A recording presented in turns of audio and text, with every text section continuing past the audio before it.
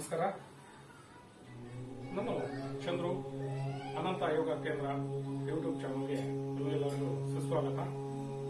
ಇಲ್ಲಿವರೆಗೂ ನಾವು ನಿಂತುಕೊಂಡು ಮಾಡುವ, ಬೆನ್ನ ಮೇಲೆ ಮಲಗಿ ಮಾಡುವ ಹಾಗೂ ಹೊಟ್ಟೆ ಮೇಲೆ ಮಲಗಿ ಮಾಡುವಂತಹ ಆಸನಗಳ ಅಭ್ಯಾಸ ಮಾಡಿದ್ವಿ.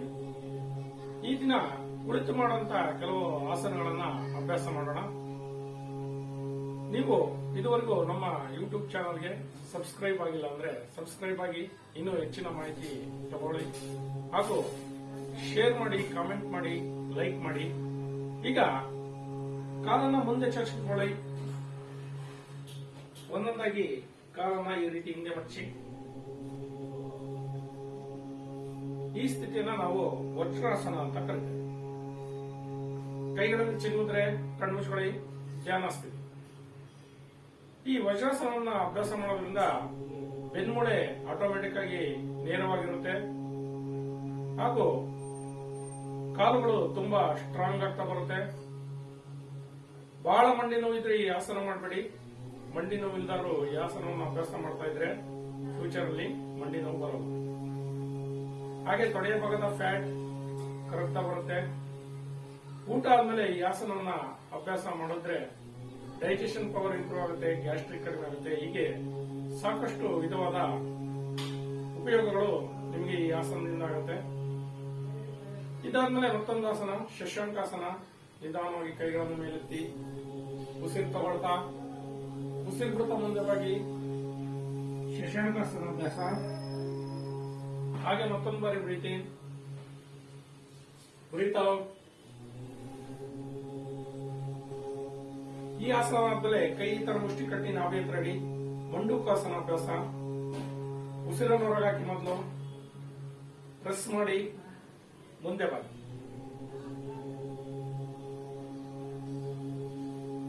ಬ್ರೀತ್ ಇನ್, ಬ್ರೀತ್ ಔಟ್, ಮುಂದೆ ಬಾಗಿ. ವಾಪಸ್ ಬರ್ತಾ ಉಸಿರು ತಗೊಳ್ಳಿ, ರಿಲ್ಯಾಕ್ಸ್. ಶಶಾಂಕಾಸನ ಅಭ್ಯಾಸದಿಂದ ಹೊಟ್ಟೆ ಭಾಗದಲ್ಲಿ ಇರತಕ್ಕಂತ ಫ್ಯಾಟ್ ಕಡಿಮೆ ಆಗುತ್ತೆ ಹಾಗೂ ಚುರುಕುತನ ಜಾಸ್ತಿ ಆಗುತ್ತೆ. ಮೊಲದ ರೀತಿ ನಿಮ್ಮ ದೇಹ ಕಾಣುತ್ತೆ. ಅದೇ ರೀತಿ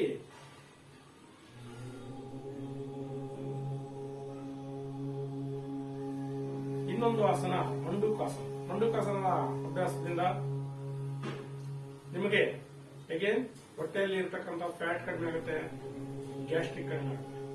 ಮಂಡೂಕ ಅಂದ್ರೆ ಕಪ್ಪೆಯ ದೇಹದ ರೀತಿ ಆ ಆಸನದಲ್ಲಿ ನಿಮ್ಮ ದೇಹ ಕಾಣ್ತಾ ಇರುತ್ತೆ. ಈಗ ನೆಕ್ಸ್ಟ್ ಇನ್ನೊಂದು ಆಸನ, ಹಿಂದೆ ಕಾಲಗಳ ಮಾಡಿ ನೆಲ ಕೂತ್ಕೊಳ್ಳಿ, ಏರಿ ವೀರಾಸನ ಅಂತ ಕರಿತೇವೆ. ಇದರಿಂದ ಸಹ ನಿಮ್ಮ ಕಾಲುಗಳು ತುಂಬಾ ಸ್ಟ್ರಾಂಗ್ ಆಗ್ತಾ ಬರುತ್ತೆ, ಬಲಿಷ್ಠ ಆಗುತ್ತೆ.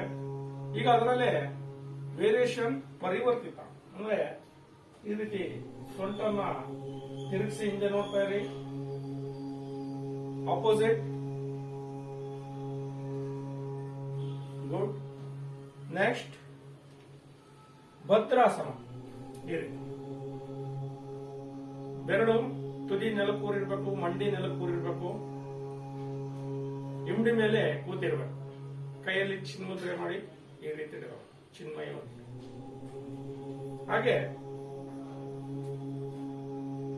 ಸಂಪೂರ್ಣ ಭದ್ರಾಸನ ಈ ರೀತಿ. ಪರ್ವತಾಸನ ಅದರಲ್ಲಿ ವಾಪಸ್. ಈಗ ನೆಕ್ಸ್ಟ್ ಅರ್ಧ ಉಷ್ಟ್ರಾಸನ ಅಂತ ಹೇಳ್ಬಿಟ್ಟು ಈ ರೀತಿ ಮಂಡಿ ಮೇಲೆ ಇಟ್ಕೊಳ್ಳಿ. ಅಂಗೈಗಳನ್ನ ಹಿಂದೆ ಸೊಂಟಕ್ಕೆ ಸಪೋರ್ಟ್ ಮಾಡಿ ನಿಧಾನಕ್ಕೆ ಹಿಂದೆ ಹೋಗ್ತಾ ಬನ್ನಿ. ಬೆನ್ನಿನ ಮೇಲ್ಭಾಗದಿಂದ ಬಾಗಿ ಎಷ್ಟು ಸಾಧ್ಯ ಅಷ್ಟು ನಿಧಾನಕ್ಕೆ ವಾಪಸ್. ಈಗ ನಿಧಾನ ಕೈಗಳನ್ನು ಮೇಲೆತ್ತಿ ಸಂಪೂರ್ಣ ಉಷ್ಟ್ರಾಸನ ಮಾಡೋಣ. ಹಿಂದೆ ಬಾಗ್ತಾ ಬನ್ನಿ. ನಿಧಾನಕ್ಕೆ ಕೈಗಳನ್ನು ಕೆಳಗಿಳಿಸಿ ಇಂಡಿ ಮೇಲಿಡಿ. ಎದೆಯನ್ನ ವಿಶಾಲ ಮಾಡ್ಕೊಳ್ಳಿ. ಸಾಧ್ಯ ಆದಷ್ಟು ಎದೆ ಮೇಲೆತ್ತಿ ಕತ್ತಿಂದಾಕಿ ವಾಪಸ್. ಈಗ ಕಾಲೆಲ್ಲ ಮಾಡ್ಕೊತೊಳಿ.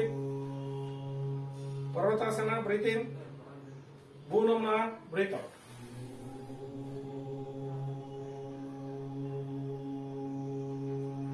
ವಾಪಸ್. ನೆಕ್ಸ್ಟ್ ಆಸನ ಮಾಡೋಣ, ಭರದ್ವಾಜಾಸನ ಅಂತ ಹೇಳ್ಬಿಟ್ಟು. ಒಂದು ಕಾಲ ಮೇಲೆ ಇನ್ನೊಂದು ಕಾಲಕ್ಕೆ ಕೂತ್ಕೊಳ್ಳಿ. ಟರ್ನ್ ಆಗಿ ಹಿಂದೆ ಸೊಂಟವನ್ನ 360 ಡಿಗ್ರಿ ಆಂಗಲ್ ತಿರುಗಿಸಬಹುದು ಈ ಆಸನದಲ್ಲಿ.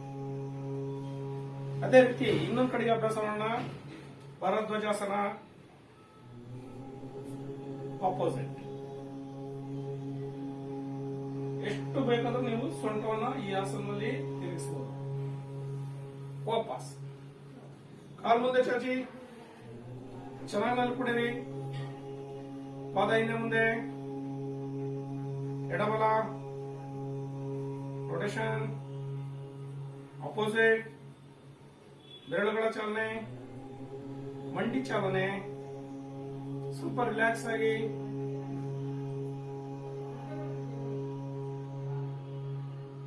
ಈಗ ಕಾಲುಗಳನ್ನ ಜೋಡಿಸ್ಕೊಳ್ಳಿ, ಒಂದಕ್ಕೊಂದು ಪಾದ ಒಳಗಾಡ್ಕೊಳ್ಳಿ. ಕೈನ ದೇಹದ ಪಕ್ಕ ಹೋರಿ, ಸ್ಟ್ರೈಟ್ ಮಾಡಿ, ಬೆನ್ಮೂಳೆ ಸ್ಟ್ರೈಟ್ ಮಾಡಿ, ಮುಂದೆ ನೋಡ್ತಾ ಇರಿ. ಮೇರುದಂಡಾಸನ ಅಭ್ಯಾಸ. ಹಾಗೆ ವಕ್ರಾಸನ ಇರಿ. ಈಗ ಎಡಗಲನ್ನು ಮಡಚಿ, ಬಲಗೈಯಿಂದ ಲಾಕ್ ಮಾಡಿ, ಹಿಂದೆ ತಿರುಗಿ. ಸಾಧ್ಯ ಆದಷ್ಟು ಬೆನ್ನುಮೂಳೆ ನೇರವಾಗಿ ಇಟ್ಕೊಂಡಿರ್ಬೇಕು. ವಾಪಸ್. ನೆಕ್ಸ್ಟ್ ಎರಡು ಪಾದಗಳನ್ನು ಒಂದಕ್ಕೊಂದು ಸೇರಿಸಿ ಹಿಂದೆ ಕೆಳರಿ. ಕಾಲನ ಕೈಯಿಂದ ಲಾಕ್ ಮಾಡಿ, ಚಿಟ್ಟೆ ಆಸನ ಅಭ್ಯಾಸ. ನಿಧಾನಕ್ಕೆ ಕಾಲುಗಳನ್ನ ಮೇಲೆ ಕೆಳಕ್ಕೆ ರೆಕ್ಕೆ ತರ ಬಡಿರಿ. ಈ ಆಸನದ ಅಭ್ಯಾಸದಿಂದಲೂ ಸಹ ಸಾಕಷ್ಟು ತೊಂದರೆಗಳು ಕಡಿಮೆ ಆಗ್ತಾ ಬರುತ್ತೆ. ಮುಖ್ಯವಾಗಿ ಡಯಾಬಿಟಿಸ್ ಇರೋರಿಗೆ ತುಂಬಾ ಒಳ್ಳೆಯದು ಈ ಆಸನ. ರಿಲ್ಯಾಕ್ಸ್. ಪರಿವರ್ತಿತ ಏರಿ, ಹಿಂದೆ ತಿರುಗಿ ನೋಡಿ. ಹಾಗೆ ಸ್ವಲ್ಪ ಕಾಲು ಮುಂದೆ ತಗೊಂಡು ಉಸಿರು ತೋರ್ತಾ ಕೈ ಮೇಲೆತ್ತಿ, ಉಸಿರು ಬಿಡ್ತಾ ಮುಂದೆ ಬಾಗಿ. ಎಷ್ಟು ಸಾಧ್ಯ ಅಷ್ಟು ಕೈ ಲಾಕ್ ಮಾಡ್ಕೊಂಡು ಇನ್ನು ಮುಂದೆ ಬಾಗಿ. ರಿಲ್ಯಾಕ್ಸ್. ಕಾಲು ಮುಂದೆ ಚಾಚಿ, ಚೆನ್ನಾಗಿ ಮಲ್ಕೊಡಿರಿ. ಪಾದ ಹಿಂದೆ ಮುಂದೆ, ಎಡಬಲ ರೊಟೇಷನ್, ಅಪೋಸಿಟ್, ಬೆರಳುಗಳ ಚಾಲನೆ, ಮಂಡಿ ಚಾಲನೆ. ರಿಲ್ಯಾಕ್ಸ್. ಈಗ ನೆಕ್ಸ್ಟ್ ಕಾಲನ್ನ ಒಂದು ಮುಂದೆ ತಗೊಳ್ಳಿ, ಒಂದನ್ನ ಮಡಚ್ಕೊಳ್ಳಿ. ಪಾದನ ತೊಡೆಗೆ ಜಾಯಿಂಟ್ ಆಗಿ. ಉಸಿರು ತಗೊಳ್ಳಿ, ಉಸಿರು ಬಿಡ್ತಾ ಮುಂದೆ ಬಾಗಿ.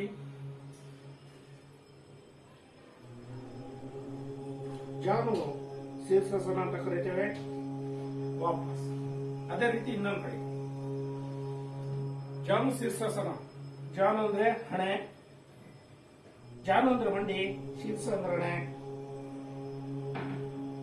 ಜಾನು ಶೀರ್ಷಾಸನ ಅಂದ್ರೆ ಹಣೆಯನ್ನ ಮಂಡಿಗೆ ಟಚ್ ಮಾಡೋದು.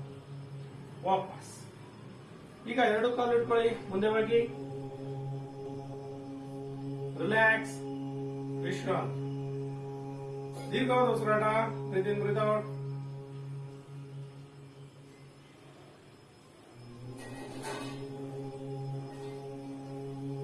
ರಿಲ್ಯಾಕ್ಸ್. ನೆಕ್ಸ್ಟ್ ಪದ್ಮಾಸನ ಅಭ್ಯಾಸ ಮಾಡೋಣ. ಪದ್ಮಾಸನ ಅಭ್ಯಾಸಕ್ಕಿಂತ ಮುಂಚೆ ಒಂದ್ ಕಾಲನ್ನ ಈ ರೀತಿ ಮಡಚ್ಕೊಂಡು ತೊಡೆ ಜಾಯಿಂಟ್ ಅನ್ನ ಫ್ರೀ ಮಾಡ್ಕೊಳ್ಳಿ. ಒಂದ್ ಸ್ವಲ್ಪ ಈ ರೀತಿ ತೊಡೆನ ಮೇಲೆ ಕೆಳಕ್ಕೆ ಮಾಡಬೇಕು. ಅದೇ ರೀತಿ ಇನ್ನೊಂದು ಕಡೆ ಮೇಲೆ ಕೆಳಕ್ಕೆ ಮಾಡಿ. ತೊಡೆ ಜಾಯಿಂಟ್ ಮಗ ಫ್ರೀ ಆಗುತ್ತೆ. ಪದ್ಮಾಸನ ಮಾಡಕ್ಕೆ ಅನುಕೂಲ ಆಗುತ್ತೆ. ಈಗ ಬಲಗಾಲನ್ನ ಎಡ ತೊಡೆ ಮೇಲಿಡಿ, ಎಡಗಾಲನ್ನ ಬಲ ತೊಡೆ ಮೇಲಿಡಿ. ಮೊದಲಿಗೆ ಇದು ಸಾಧ್ಯವಾಗದೇ ಇದ್ರೆ ಈ ರೀತಿ ಕೂರೋದಕ್ಕೆ ಒಂದು ಕಾಲು ಅಷ್ಟೇ ತೊಡೆ ಮೇಲೆ ಇಟ್ಕೊಂಡು ಇನ್ನೊಂದನ್ನ ಆ ಕಾಲಿನ ಕೆಳಗಿಟ್ಕೊಳ್ಳಿ. ಇಷ್ಟು. ಇದಕ್ಕೆ ಅರ್ಧ ಪದ್ಮಾಸನ ಅಂತ ಕರಿತೇವೆ. ಅರ್ಧ ಪದ್ಮಾಸನ ಅಭ್ಯಾಸ ಮಾಡ್ತಾ ಮಾಡ್ತಾ ಕ್ರಮೇಣ ಪೂರ್ಣ ಪದ್ಮಾಸನ ಇನ್ನೊಂದು ಕಾಲ ಮೇಲೆ ಹಾಕೋದಿಕ್ ಬರುತ್ತೆ. ಈ ರೀತಿ ಧ್ಯಾನಸ್ಥಿತಿ. ಅದರಲ್ಲಿ ಪರ್ವತಾಸನ. ನಿಧಾನ ಕೈ ಕಡೆ. ಈಗ ಕಾಲನ್ನು ಬಿಡಿಸಿ ಮುಂದೆ ಚಾಚಿ ಚೆನ್ನಾಗಿ ಮಲಗಿಬಿಡಿರಿ. ಪಾದ ಹಿಂದೆ ಮುಂದೆ, ಎಡಬಲ, ರೊಟೇಷನ್, ಆಪೋಸಿಟ್, ಬೆರಳುಗಳ ಚಾಲನೆ, ಮಂಡಿಯ ಚಾಲನೆ, ಕತ್ತಿಂದ ರಿಲ್ಯಾಕ್ಸ್. ನೆಕ್ಸ್ಟ್ ಇನ್ನೊಂದು ಸೈಡ್. ಈಗ ಎಡಗಾಲನ ಬಲ ತೊಡೆ ಮೇಲೆ ಇಡಿ. ಸಂಪೂರ್ಣ ಆಗ್ಲಿಲ್ಲ ಅಂದ್ರೆ ಇನ್ನೊಂದು ಕಾಲ್ ಕೆಳಗೆ ಇಟ್ಕೊಳ್ಳಿ. ಅರ್ಧ ಪದ್ಮಾಸನ. ನಿಮ್ ಕೈಲಿ ಸಾಧ್ಯ ಆದ್ರೆ ಒಂದ್ ಕಾಲ ಮೇಲೆ ಇನ್ನೊಂದು ಕಾಲ್ ಇಟ್ಕೊಳ್ಳಿ. ಈ ತರ ಧ್ಯಾನ ಸ್ಥಿತಿ.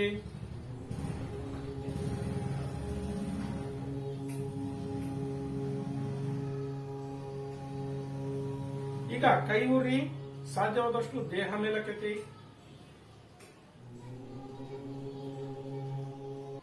ಮತ್ತೊಂದ್ಸಾರಿ ಇದಕ್ಕೆ ಉತ್ತಿತ ಪದ್ಮಾಸನ ಅಂತ ಕರೀತೀವಿ. ರಿಲ್ಯಾಕ್ಸ್. ಎಷ್ಟು ಸಾಧ್ಯನ ಅಷ್ಟು ಮಾಡಿ.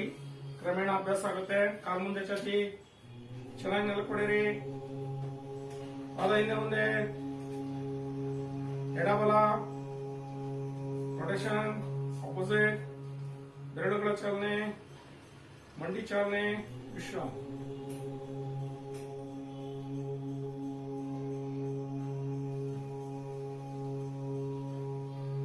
ಈ ರೀತಿ ನಾವು ಯೋಗಾಭ್ಯಾಸನ ವಾರ್ಮ್ ಅಪ್ ಇಂದ ಸ್ಟಾರ್ಟ್ ಮಾಡಿ, ಆಮೇಲೆ ಸ್ಟ್ಯಾಂಡಿಂಗ್ ಆಸನಸು, ಸೂರ್ಯ ನಮಸ್ಕಾರ, ಆಮೇಲೆ ಬೆನ್ನ ಮೇಲೆ ಮಲಗಿ ಮಾಡುವಂತಹ ಆಸನಗಳು, ಹೊಟ್ಟೆ ಮೇಲೆ ಮಲಗಿ ಮಾಡುವ ಆಸನಗಳು, ಮುತುಗಂದು ಮಾಡುವಂತಹ ಆಸನಗಳು. ಇಷ್ಟನ್ನು ಅಭ್ಯಾಸ ಮಾಡಿದ್ಮೇಲೆ ಶವಾಸನ ಅಭ್ಯಾಸ ಮಾಡಬೇಕು. ಮಲಗಿಬಿಡಿ. ಎರಡು ಕಾಲ ನಡುವೆ ಅಂತರಲ್ಲಿ ಎಡಕ್ಕೆ ಬಲಕ್ಕೆ ವಲಿಸಿ, ಅಂಗೈ ಮೇಲ್ಮುಖ, ಕಣ್ಣ ಗೌರವ ಮುಚ್ಕೊಳ್ಳಿ. ದೀರ್ಘ ಉಸಿರಾಟ. ಬ್ರೀತ್ ಇನ್, ಬ್ರೀತ್ ಔಟ್, ಬ್ರೀತ್ ಇನ್, ಬ್ರೀತ್ ಔಟ್, ಬ್ರೀತ್ ಇನ್, ಬ್ರೀತ್ ಔಟ್. ಕತ್ತನ್ನು ಸ್ವಲ್ಪ ಎಡಕ್ಕೆ ವಲಿಸಿ, ಸಹಜ ಉಸಿರನ್ನು ಗಮನಿಸಿ. ಸಂಪೂರ್ಣ ದೇಹವನ್ನು ಸಡಿಲಗೊಳಿಸಿ. ನೆತ್ತಿಯಿಂದ ಅಂಗಲಿ ತನಕ ಎಲ್ಲೂ ಒತ್ತಡ ಇರಬಾರ್ದು.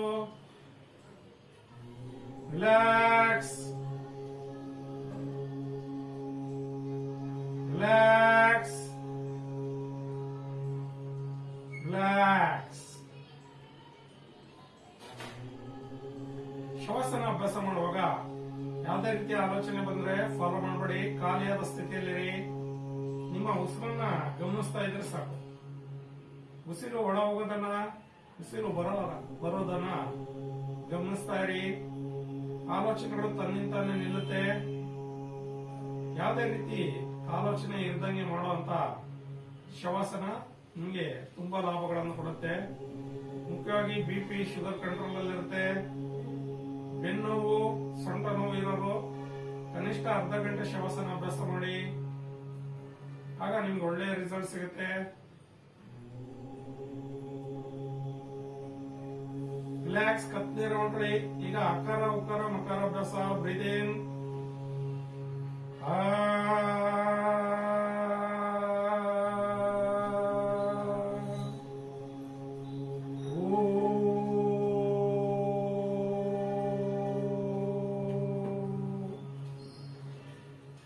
ಮೂಗಿಂದ ಮಕರ.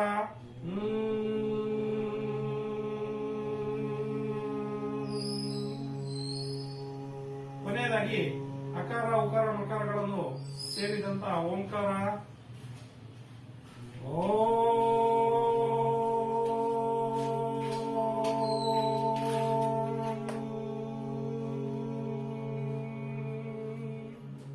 ನಿಧಾನಕ್ಕೆ ಎಡಗೈ ಮಡಚಿ, ಬಲಗೈ ಮೇಲೆ ಹಾಕಿ, ಬಲಕೊರಡಿ, ತೋಳಿನ ತಲೆಡಿ, ಸ್ವಲ್ಪ ಆಗಿರಿ. ಅನಂತ ಶಯನಾಸನ. ಕೈ ಬಿಟ್ಟು ನಿಧಾನ ಮೇಲೆದಳಿ, ಕಣ್ ಬಿಡ್ಬೇಡಿ. ಕೈ ಜೋಡಿಸಿ ಫಾರ್ಮಿಂಗ್ ಮಾಡಿ. ಕಣ್ಮೇಲೆ ಉಸಿರು ತಗೊಳ್ಳಿ. ತಂಪನ್ಸುತ್ತೆ, ಮತ್ತೆ ಫಾರ್ಮಿಂಗ್. ಕಣ್ಮೇಲೆ ಕಣ್ಬಿಡಿ. ಬೆಚ್ಚಗನ್ಸುತ್ತೆ, ಮತ್ತೆ ಫಾರ್ಮಿಂಗ್. ಕಣ್ಣಲ್ಲಿಟ್ಟು ಮುಖ ಮಸಾಜ್ ಮಾಡಿ. ಕತ್ತು, ಕೈಗಳು, ಸಂಪೂರ್ಣ ಶರೀರ ಸ್ಪರ್ಶ ಮಾಡಿ. ಅಂಗಾಲಿನ ತನಕ, ಮತ್ತೆ ಫಾರ್ಮಿಂಗ್. ಕಣ್ಮೇಲಿಡಿ, ಕಣ್ಣು ಓಪನ್ ಮಾಡಿ. ನಿಧಾನ ಕೈ ಕೆಳಗೆ. ಈ ರೀತಿ ಫಾರ್ಮಿಂಗ್ ಮಾಡೋ ಕ್ರಿಯೆಯಿಂದ ನಿಮ್ಮ ಕಣ್ಣುಗಳಲ್ಲಿ ಇರ್ತಕ್ಕಂಥ ನರ್ವಸ್ ಸಿಸ್ಟಮ್ ಸ್ಟ್ರಾಂಗ್ ಆಗುತ್ತೆ. ಕಣ್ಣುಗಳ ಪ್ರಾಬ್ಲಮ್ ಏನಾದ್ರು ಇದ್ರೆ ಬರೋದಿಲ್ಲ. ಯೋಗ ಬಂಧುಗಳೇ, ಈ ದಿನ ಕೂತುಕೊಂಡು ಮಾಡುವಂತ ಎಲ್ಲ ಆಸನಗಳ ಅಭ್ಯಾಸ ಮಾಡಿದ್ವಿ. ಇದನ್ನ ವಿಡಿಯೋದಲ್ಲಿ ನೀವು ಪ್ರತಿ ಬಾರಿ ನೋಡ್ತಾ ಮನೆಯಲ್ಲಿ ಅಭ್ಯಾಸ ಮಾಡ್ತಾ ಬನ್ನಿ. ಟೋಟಲ್ ಎಲ್ಲ 4 ರೀತಿಯ ಯೋಗಾಭ್ಯಾಸಗಳನ್ನು ಅಭ್ಯಾಸ ಮಾಡಿ. ನಿಂತು ಮಾಡುವ ಆಸನಗಳು, ಬೆನ್ನ ಮೇಲೆ ಹಾಗೂ ಹೊಟ್ಟೆ ಮೇಲೆ ಮಲಗಿ ಮಾಡುವ ಆಸನ, ಕುಳಿತುಕೊಂಡು ಮಾಡುವಂತ ಆಸನಗಳು. ಇಷ್ಟು ಆಸನಗಳನ್ನ ನೀವು ದಿನನಿತ್ಯ 1 ಅವರ್ ಅಭ್ಯಾಸ ಮಾಡ್ತಾ ಇದ್ರೆ ನಿಮಗೆ ಸಾಕಷ್ಟು ಪ್ರಯೋಜನಗಳಾಗುತ್ತೆ. ಆರೋಗ್ಯ ತುಂಬಾ ಚೆನ್ನಾಗಿ ಇಂಪ್ರೂವ್ ಕಾಣ್ತಾ ಬರುತ್ತೆ. ಇದುವರೆಗೂ ಕುಳಿತು ಮಾಡಿದಂತ ಆಸನಗಳು ನೀವು ಇಷ್ಟ ಆಗಿದ್ದರೆ ಲೈಕ್ ಮಾಡಿ, ಕಾಮೆಂಟ್ ಮಾಡಿ, ಶೇರ್ ಮಾಡಿ. ಹಾಗೆ ನಮ್ಮ ಯೂಟ್ಯೂಬ್ ಚಾನೆಲ್ಗೆ ಸಬ್ಸ್ಕ್ರೈಬ್ ಆಗಿ. ಎಲ್ಲರಿಗೂ ಸಹ ನಮಸ್ಕಾರಗಳು, ವಂದನೆಗಳು.